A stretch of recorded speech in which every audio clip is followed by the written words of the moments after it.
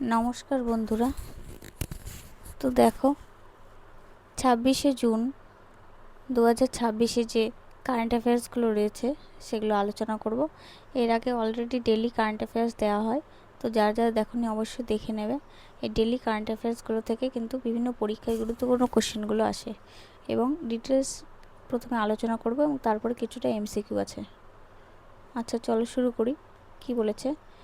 International day against drug abuse. International day against drug abuse. আচ্ছা, এখানে বলেছে যে 26শে জুন যেটা আন্তর্জাতিক মাদক অপব্যবহার এবং অবৈধ পাচার বিরোধী দিবস হিসেবে পালিত হচ্ছে। তো স্ট্যাটিক জিকে থেকে কীরকম কোশ্চেন আসে? এই দিবসটি জাতিসংঘের উদ্দেশ্যে পালন করা হয়, যার সদর দপ্তর কোথায়? New York. বোঝা গেল। নেক্সট হলো ভারত ইউ মুক্ত বাণিজ্য আলোচনা। ভারত ও ইউরোপীয় ইউনিয়ন যেটা ইইউ তার মুক্ত বাণিজ্য চুক্তি বা এফটিএ নিয়ে নবম দফার আলোচনা ব্রাসেলসে শুরু হয়েছে। কোথায়? ব্রাসেলসে। জায়গাটা মনে রাখবে, সেটা হলো ইউরোপীয় ইউনিয়নের সদর দপ্তর বেলজিয়ামের ব্রাসেলসে অবস্থিত। তো ইইউ যেটা তার সদর দপ্তরটা কোথায় অবস্থিত? বেলজিয়ামের ব্রাসেলসে। তারপরে নেক্সট দেখো, ডিজিটাল পেমেন্ট সুরক্ষায় কবচ 2.0। এনপিসিআই ডিজিটাল পেমেন্টকে হ্যাকারদের হাত থেকে বাঁচাতে উন্নত এআই ভিত্তিক কবচ 2.0 নিরাপত্তা ব্যবস্থা চালু করেছে। এনসিপিআই যেটা ভারতের রিটেল পেমেন্ট এবং সেটেলমেন্ট সিস্টেম পরিচালনার মূল সংস্থা হলো এনসিপিআই। তবে যে রাষ্ট্রপতি দ্রৌপদী মুর্মু সম্প্রতি অবসরপ্রাপ্ত যে আইএএস অফিসার রাজেশ কুমারকে নতুন কেন্দ্রীয় তথ্য কমিশনার যেটা সিআইসি হিসেবে নিয়োগ করেছেন। কী হিসেবে? নতুন কেন্দ্রীয় তথ্য কমিশনার বা সিআইসি।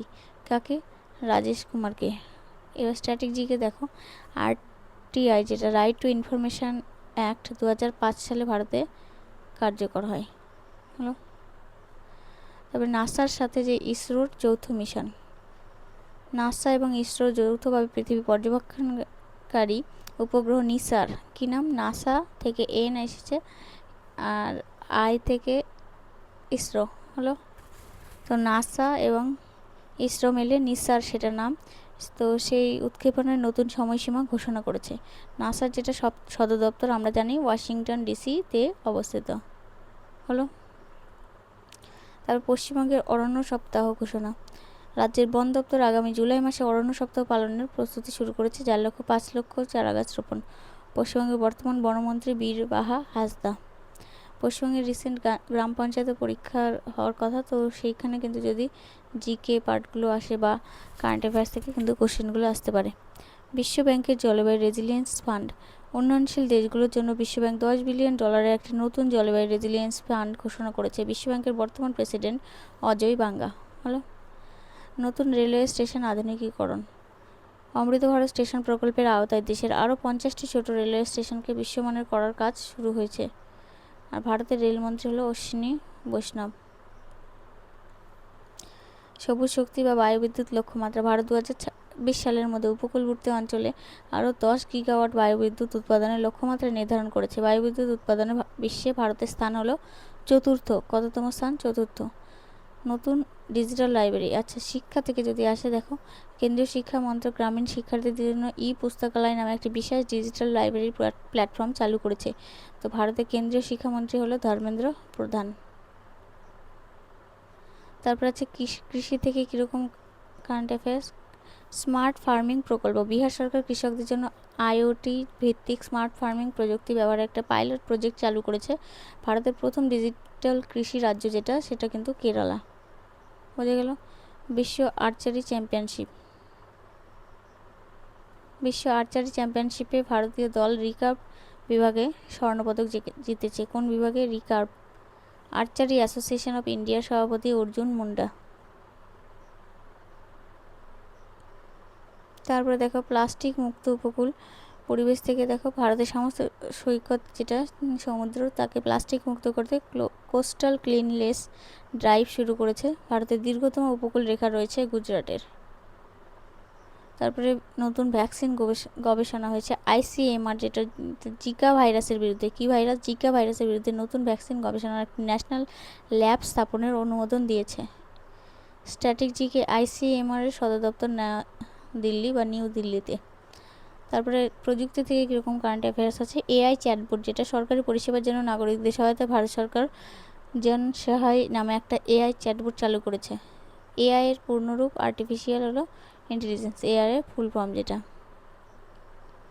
নেক্সট হলো ভারত আফ্রিকা বাণিজ্য বৃদ্ধি। 2026 সালের প্রথম অর্ধে ভারত ও আফ্রিকার দ্বিপাক্ষিক বাণিজ্য 12% বৃদ্ধি পেয়েছে। আফ্রিকার বৃহত্তম অর্থনীতি হলো নাইজেরিয়া। ATM সুরক্ষা।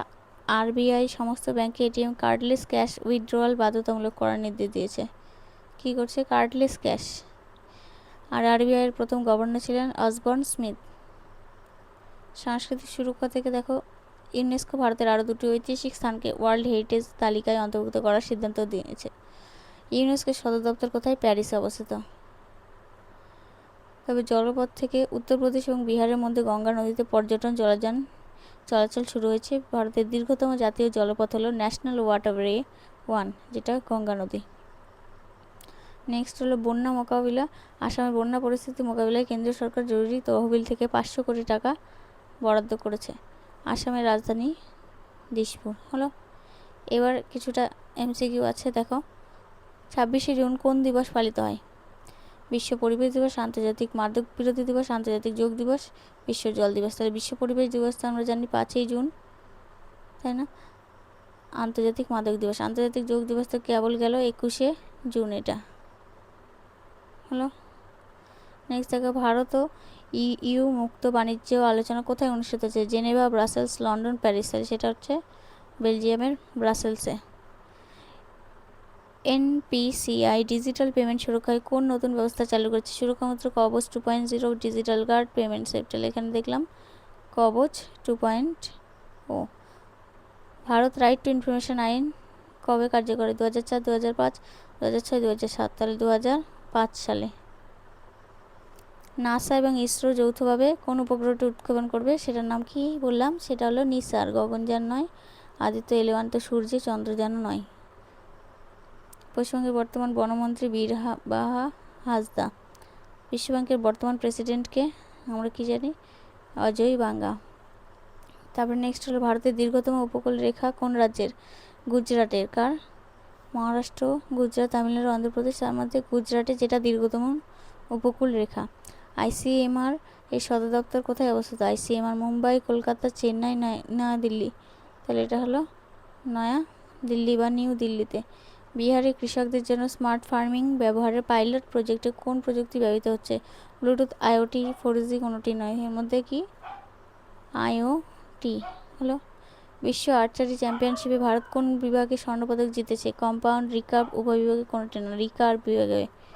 রিকার্ভ নামটা মনে রাখবে। ইউনেস্কো সদর দপ্তর কোথায়? প্যারিসে অবস্থিত। নেক্সট হলো ভারতের দীর্ঘতম জলপথ হলো ন্যাশনাল ওয়াটারওয়ে 1। আসামের রাজধানী জানি আমরা দিশপুর হলো। তারপর RBI এর প্রথম গভর্নর ছিলেন CD দেশমুখ, অসবর্ন স্মিথ। হ্যাঁ, অসবর্ন স্মিথ।